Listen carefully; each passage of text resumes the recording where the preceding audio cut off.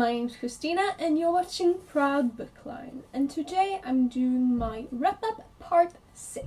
Since the last time we spoke, I've read 5 books, so let's get into them. First up, I read a Swedish crime book by Marie Ljungstedt, and the Swedish title is Det andra ansiktet. I don't know if it's translated to English. If it is, it would probably be called something like The Other Face. I didn't really like this book. It takes place on Gotland, which is one of the islands that Sweden has, which is pretty cool, I suppose. And it's a murder that happens. It looks like it's a sex crime because this man is found naked and with a collar made out of leather, and he's bound, and they have no idea who has done this, and I didn't really care for it. I did like how Marie Ljungstedt describes feelings and like hidden motives, because that was pretty interesting. I gave it 2.5 out of 5 stars, but yeah, I wouldn't recommend. Next up, I read one of my favorites this year, I think. The Rest of Us Just Live Here by Patrick Ness, and this book was absolutely amazing, and I gave it 5 out of 5 stars. It's about Mikey, and he's trying to survive senior year, pretty much.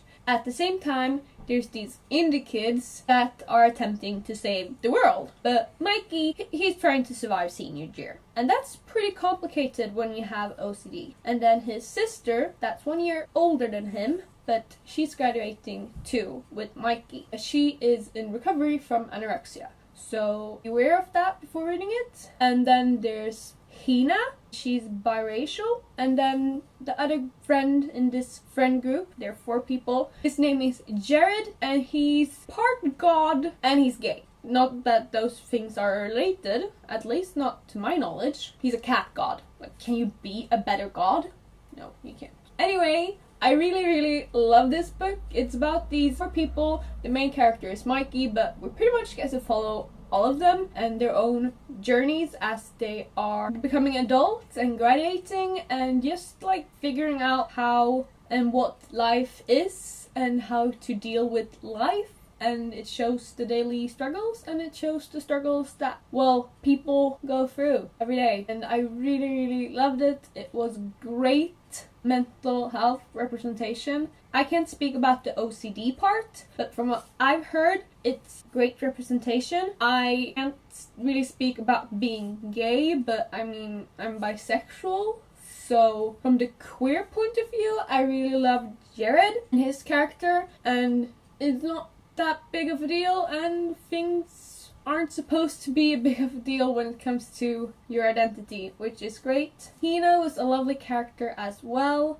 and Mikey is a lovely narrator, and Mel is just such a sweetheart, and I really love this book. It shows how sometimes parents might not be the best, because Mikey and Mel's mom is trying to run for the government. I'm not sure which position, but she's running, which I did like that there was the mom and not the dad. The dad, however, he's an alcoholic, which is also very nicely shown. I can't speak for representation, but I just love the diversity, and I love how everything is intertwined, and that it just shows you a normal life with all the struggles that a life can contain and a family contain, because things aren't picture perfect. And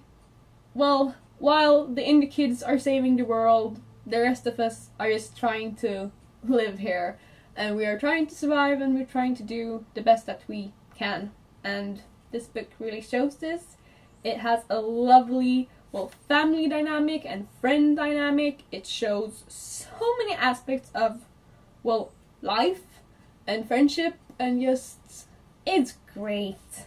And I think you should read it because I absolutely loved it.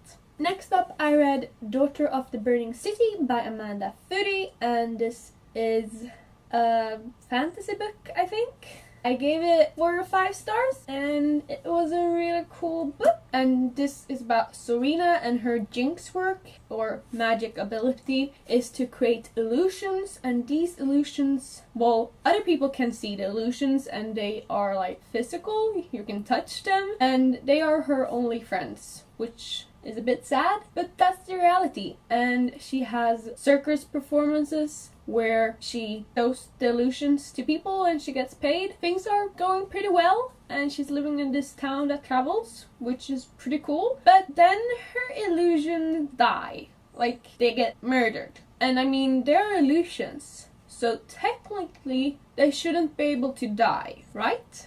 At least that's what Serena has thought. So suddenly Serena finds herself in a sticky situation because she has to find out the murderer, she has to find out how her illusions work, and there's something political going on as well.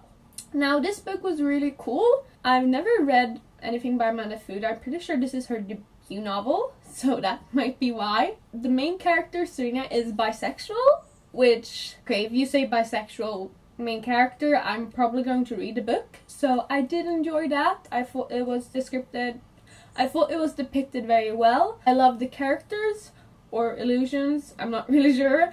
I'm not really sure what to say, but I really love them.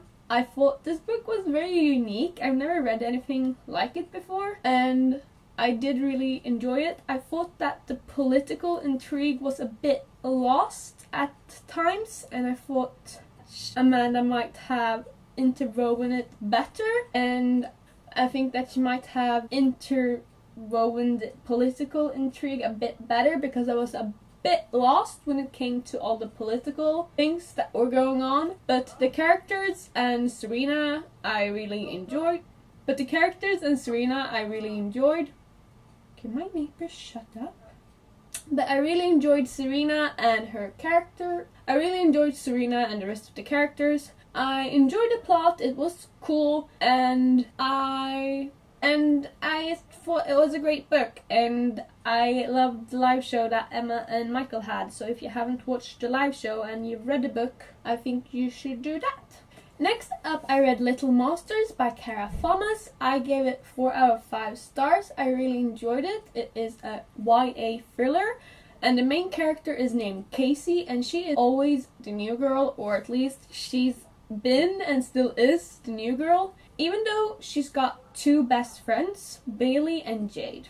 Now, at least she thought they were her best friends, because it's always been, since she moved there, Bailey, Jade, and Casey, all 3 together. They've done pretty much everything together. But then suddenly, she doesn't get invited to a party, even though Bailey promised that she would text. And the thing about this party is that Bailey disappears, and nobody knows where she is, or if she's even alive. And it turns out that she isn't alive.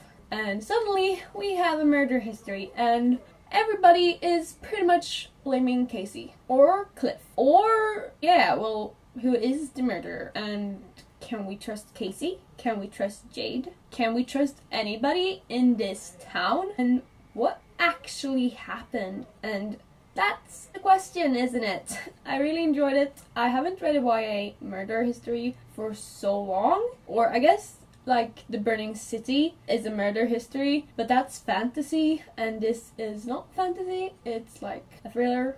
I thought it was very intriguing, and when you got like halfway through, you pretty much flew through it. I loved theorizing, and I loved the Explosion live show, and I loved how no of the characters are that likable, because I have an issue when the characters are like picture perfect and very likable and have no flaws. But all of these characters have flaws, and all of these characters could potentially have motives, and that's what makes it interesting, and that's what makes it gruesome, and that's why I love this book, because it feels pretty raw and it feels kind of authentic, and I could definitely see this playing out like in real life, especially as I've seen a lot of BuzzFeed Unsolved lately instead of doing my math homework. But that's not very related to this book.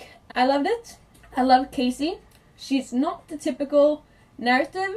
She's unreliable. She has a lot of flaws. She has dyed purple hair, and the family dynamics aren't what they usually are. Like, she's living with her real dad, but she has a stepmom, and she's moved from her real mom because her real mom was abusive. So there's some diversity, even though there's no diversity when it comes to race, or her brother is part Asian, if I remember correctly. I'm not sure if they specify which country he comes from. But apart from that, I don't think there was any diversity when it comes to race, nor when it comes to sexualities. I still enjoyed this book. Of course, I think that more diversity could have been added, but overall, I really enjoyed this book and I gave it 4 or 5 stars. Lastly, book number 5 was released by Patrick Ness. This book was really cool. I didn't enjoy it as much as The Rest of Us Just Live Here, which I gave 5 out of 5 stars. I think I gave this 3.5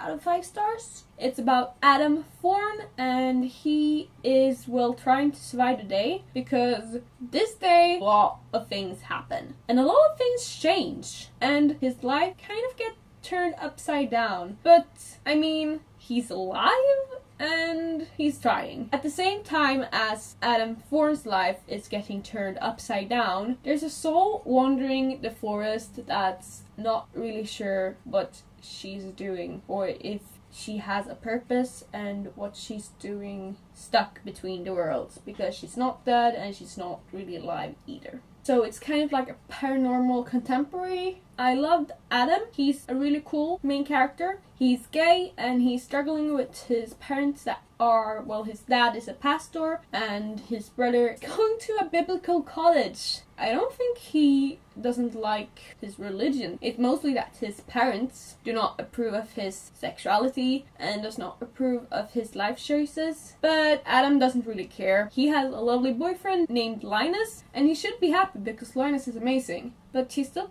kind of has feelings for Enzo, his previous boyfriend, that weren't really a boyfriend. And then he has work where his boss is really weird. But luckily there's Angela, his best friend, that his parents still kind of hope that he'll end up marrying.